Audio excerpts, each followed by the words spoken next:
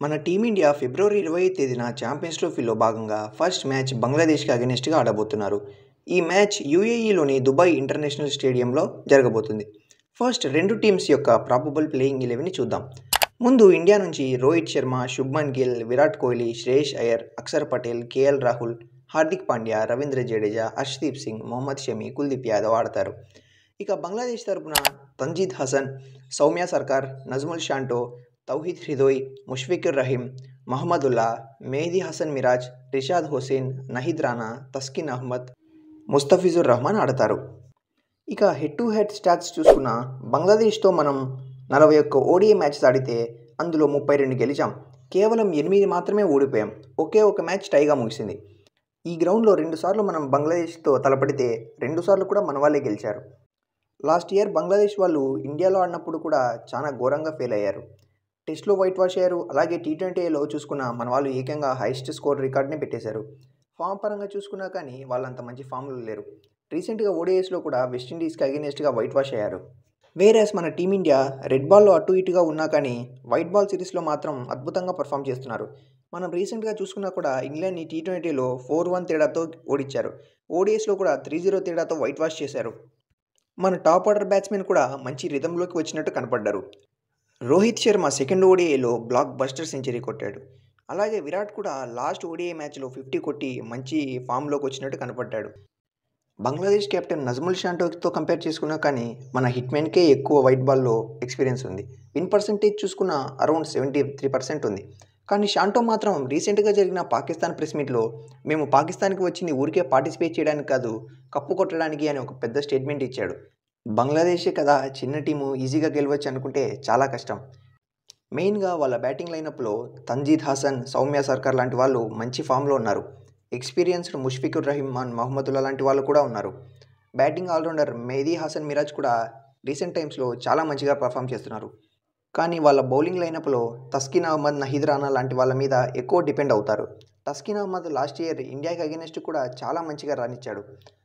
వాళ్ళకున్న అతిపెద్ద వీక్నెస్ ఏంటంటే ఇన్నింగ్స్ని యాంకర్ చేసేలా ఒక కన్సిస్టెంట్గా రాణించే ఒక పర్టికులర్ ప్లేయర్ కూడా లేడు. ఏది ఎలా ఉన్నా టీమ్గా రాణించి ఫస్ట్ మ్యాచ్ ఇండియాని ఓడిస్తే మాత్రం న్యూజిలాండ్ మరియు పాకిస్తాన్ మీద కూడా వాళ్ళు చాలా ప్రెషర్ పెట్టవచ్చు. కానీ స్టాట్స్ పరంగా చూసుకున్నా, ఫామ్ పరంగా చూసుకున్నా మన వాళ్ళే డామినేట్ చేసేలా కనిపిస్తున్నారు. ఇక మన బ్యాటింగ్ లైనప్ చూసుకున్నా చాలా సాలిడ్గా కనిపిస్తుంది. మన వైస్ కెప్టెన్ శుభ్మన్ గిల్ అద్భుతమైన ఫామ్లో ఉన్నాడు. రోహిత్కి కూడా ఓడిఐస్లో బంగ్లాదేశ్ మీద చాలా మంచి రికార్డ్స్ ఉన్నాయి.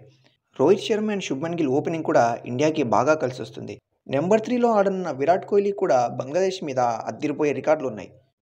బంగ్లాదేశ్కి అగెనిస్ట్గా తను ఆడిన 16 ఓడిఐస్లో ఏకంగా 910 రన్స్ చేసి 75.83 యావరేజ్ మెయింటైన్ చేస్తున్నాడు.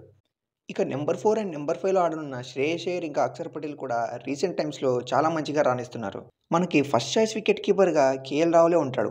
పంత్ టీంలోకి వచ్చే ఛాన్సెస్ చాలా తక్కువ. ఇక మన ఆల్రౌండర్స్ అయిన హార్దిక్ పాండ్యా, రవీంద్ర జడేజా అండ్ అక్షర్ పటేల్ కూడా చాలా మంచి ఫామ్లో ఉన్నారు. వికెట్ స్లోగా ఉంటుంది కాబట్టి మన స్పిన్నర్స్ కూడా హెల్ప్ దొరుకుతుంది. పేస్ బౌలింగ్ ఒక్కటే కొంచెం అటు ఇటుగా ఉంది. షమిని తప్పిస్తే హర్షదీప్ సింగ్ అండ్ హర్షిత్ రానాకి ఓడిఐస్లో అంత పెద్ద ఎక్స్పీరియన్స్ లేదు. ముఖ్యంగా హర్షిత్ రానాకి మిడిల్ ఓవర్స్లో వికెట్స్ వస్తున్నప్పటికీ న్యూ బాల్తో మాత్రం రన్స్ లీక్ చేస్తున్నాడు.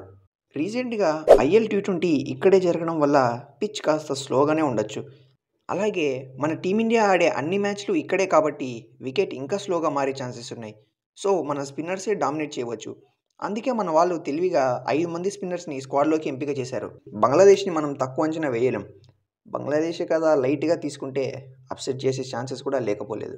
ఇక ఈ గ్రౌండ్ డైమెన్షన్స్ చూసుకుంటే 64 మీటర్స్ లాంగ్ బౌండరీస్ ఉన్నాయి. ఇది one of the biggest stadium in UAE. So boundaries అంత ఈజీగా రావు. ఇనిషియల్ ఓవర్స్లో స్వింగ్ కనపడినా కానీ తర్వాత వికెట్ స్లోగా మారుతుంది. డే అండ్ నైట్ మ్యాచ్ కావడంతో డ్యూ ఛాన్సెస్ కూడా హైగా ఉంటాయి.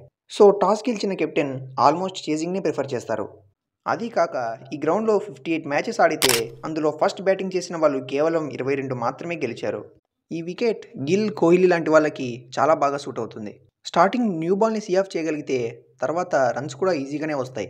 ఇక వెదర్ ఫోర్కాస్ట్ చూసుకుంటే డ్రిజిల్ ఆర్ లైట్గా వర్షం పడే అవకాశాలు ఉన్నాయి. కానీ ఎర్లీ మార్నింగే పడే ఛాన్సెస్ ఎక్కువ. సో మ్యాచ్కి ఎటువంటి అంతరాయం ఉండకపోవచ్చు. ఈ గ్రౌండ్లో మన వాళ్ళు 6 ఓడిఐ మ్యాచెస్ ఆడితే 5 గెలిచారు. ఒకటి మాత్రం టైగా ముగిసింది. అంటే మన వాళ్ళు ఈ పిచ్పై ఒక్క మ్యాచ్ కూడా ఓడిపోలేదు. సో రికార్డ్సు బాగున్నాయి, స్టాట్సు బాగున్నాయి. చెయ్యాల్సిందల్లా టీమ్గా పర్ఫామ్ చేసి మ్యాచ్ని ఈజీగా గెలవడమే. ఈ ఛాంపియన్స్ ట్రోఫీలో చాలా తక్కువ మ్యాచెస్ ఉంటాయి కాబట్టి ప్రతి మ్యాచ్ గెలవాలి. ఏదో ఒకటి లైట్ తీసుకున్నా కానీ అంతే, వేరే టీం రిజల్ట్స్ పైన ఆధారపడాలి. సో చూద్దాం మన టీమిండియా ఫస్ట్ మ్యాచ్ని ఎలా స్టార్ట్ చేస్తారో.